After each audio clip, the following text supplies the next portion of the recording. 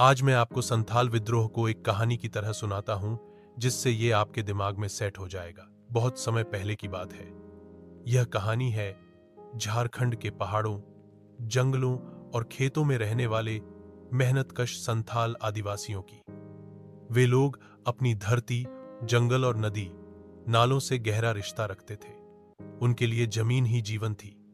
लेकिन अंग्रेज और उनके साथी महाजन, जमींदार इस जीवन पर डाका डालने लगे। महाजन ऊंचे ब्याज पर पैसा देते और फिर बदले में संथालों की जमीन, फसल, यहां तक कि मवेशी भी छीन लेते। जमींदार जबरन कर वसूलते और अंग्रेज अफसर उन पर सेना तैनात कर देते। धीरे धीरे संथालों की आजादी और खुशियां छिनने लगी।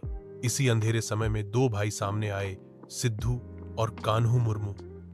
उनके साथ थे उनके भाई चांद और भैरव।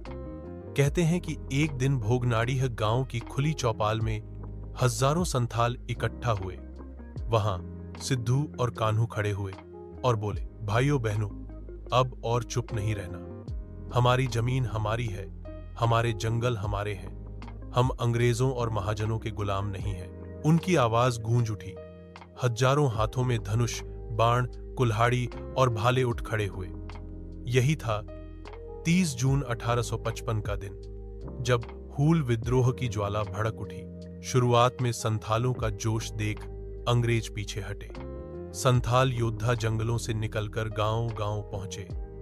उन्होंने महाजनों और जमींदारों के गढ़ तोड़े। हर जगह यह संदेश फैल गया, हूल आ गया है, उठो।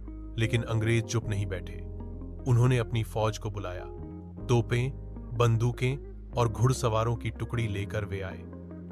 एक ओर धनुष, बाण से सुसज्जित संथाल, दूसरी ओर आधुनिक हथियारों से लैस अंग्रेजी सेना।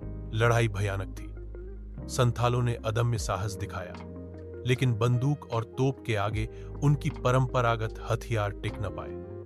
धीरे धीरे हजारों संथाल शहीद हो गए। सिद्धू और कान्हू को अंग्रेजों ने पकड़ लिया और फांसी दे दी। कहा जाता है कि लगभग 15,000 संथाल योद्धा इस संघर्ष में बलिदान हुए।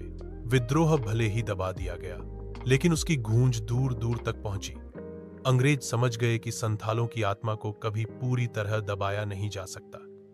बाद में उन्होंने संथाल परगना को अलग प्रशासनिक इलाका बनाया। आज भी हर साल 30 जून को झारखंड और बंगाल में लोग हूल दिवस मनाते हैं, ताकि आने वाली पीढ़ियां यह याद रखें कि संथालों ने अपनी धरती और आजादी के लिए जान दे दी थी। यह सिर्फ विद्रोह की कहानी नहीं है, बल्कि यह आदिवासी